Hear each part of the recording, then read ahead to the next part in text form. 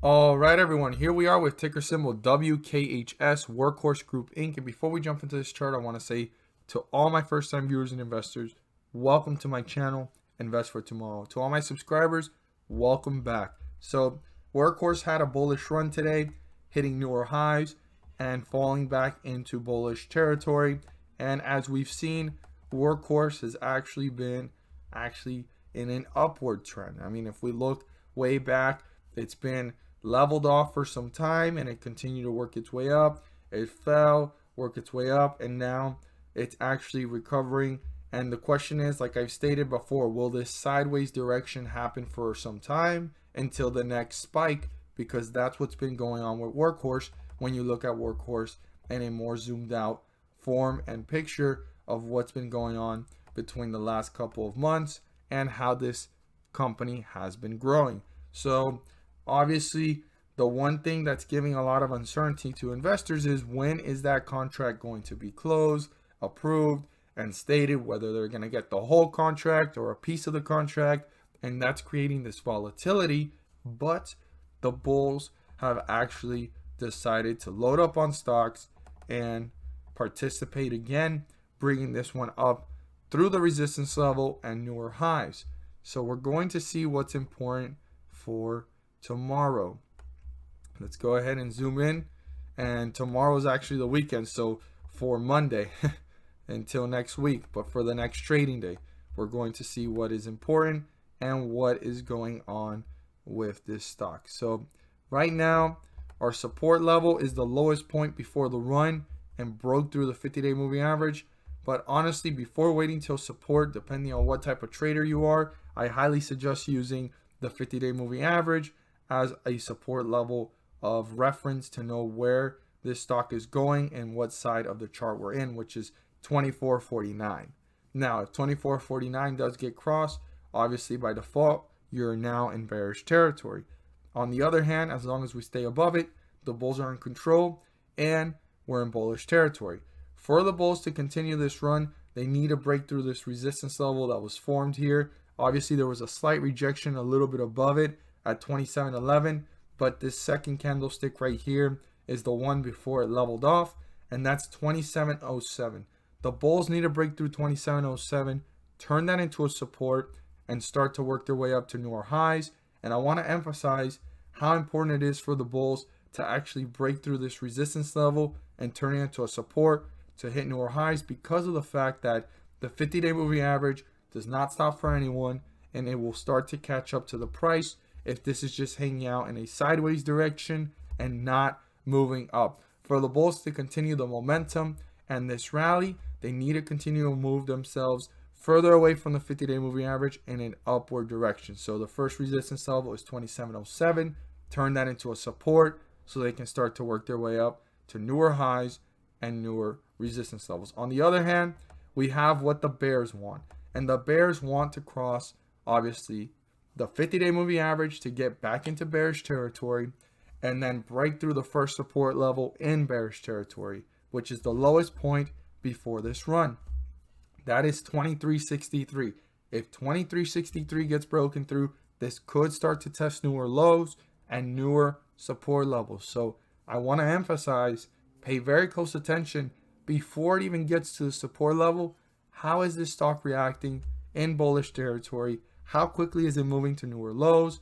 And how quickly is it getting closer to the 50-day moving average of 24.49? Super important to pay close attention to that behavior and see what is going on. Are the bulls even trying to reappear, or are the bears tearing this one down? Now, at the support level, I really want to emphasize, pay very close attention to the stock's reaction, because if 23.63 does get crossed, this could start to see newer lows and hit newer support levels fairly quickly, because at that point we are now in bearish territory, and that's a confirmation that the bears have actually started to bring this one down further away from the 50-day moving average in a downward direction. As always, if you found this video helpful and informative, please do so and subscribe. Don't forget to click on the bell to turn on all notifications and not miss a single video that I post.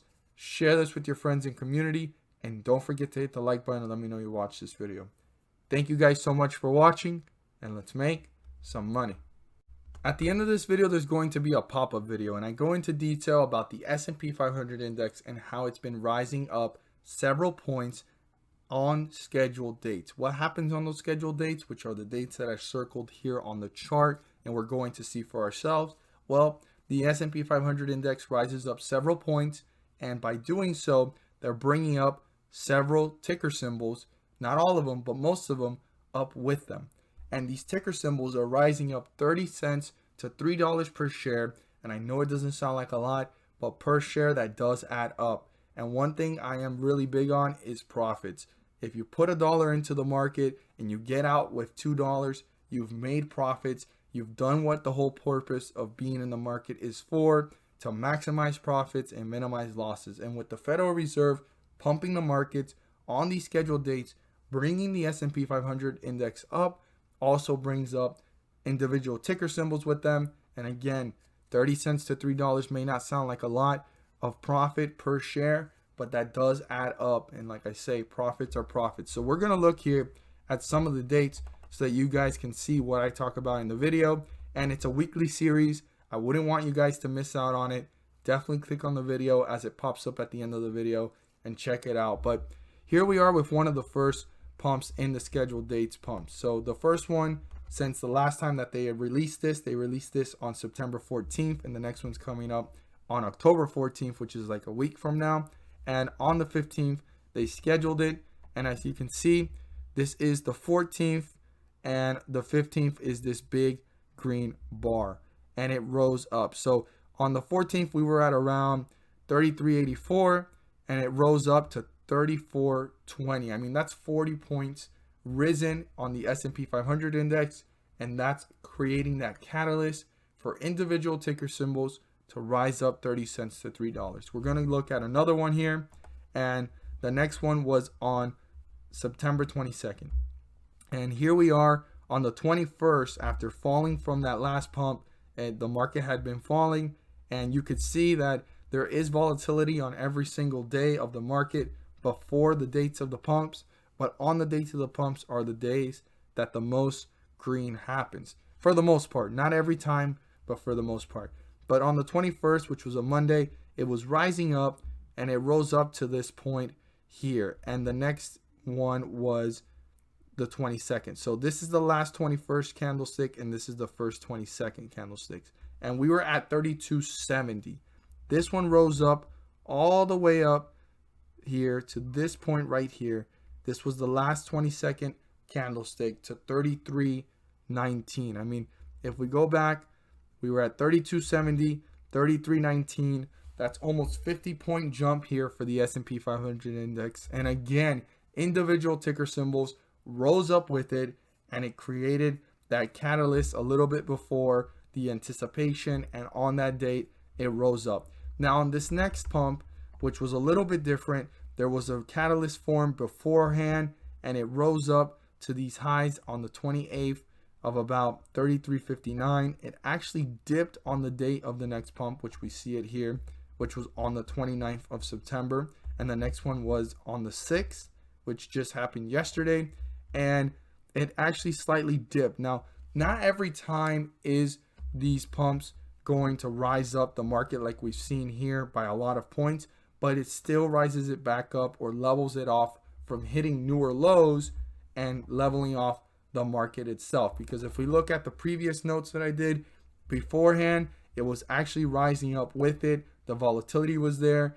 but you were able to buy, like for example, how we bought here on the 15th and it rose up. Well, it's been falling and then very volatile here, up and down. Beforehand, you can buy at the beginning of the scheduled pump dates and hold a couple weeks and ride out several pumps, and you were going on your way up. But right now, even as the market's going down, it's a great opportunity to take advantage of the fact that the Federal Reserve is pumping the markets, and there's an opportunity to make profits. So here we are on the 29th, and it fell to lows of 33.28, and it rose up to these highs here of 33.49. I know it doesn't sound like a lot, but that's still a 20-point jump after dipping and recovering, and then it continued to work its way up to newer highs. Now here on the 6th, which on the 5th it started to rise, it leveled off. This is the last candlestick of the 5th coming up right now, and we're about to see it here. Yes, this is the last candlestick of the 5th, and it rose up, and all the way to the last candlestick of the 6th, it rose up another 20 points. I mean, we're down here, and it ended up around here. So right now, something I'm noticing is that these pumps are creating less of an effect on the market, but it's creating that upward direction from falling to newer lows, but it's still helping the market rise up. And even though the S&P 500 index is rising several points, there are individual ticker symbols rising up, like I said, 30 cents to $3. Check out the video. I go into more detail. I don't want you guys to miss out on this great information. Click on it, and thank you guys so much for watching, and let's make some money.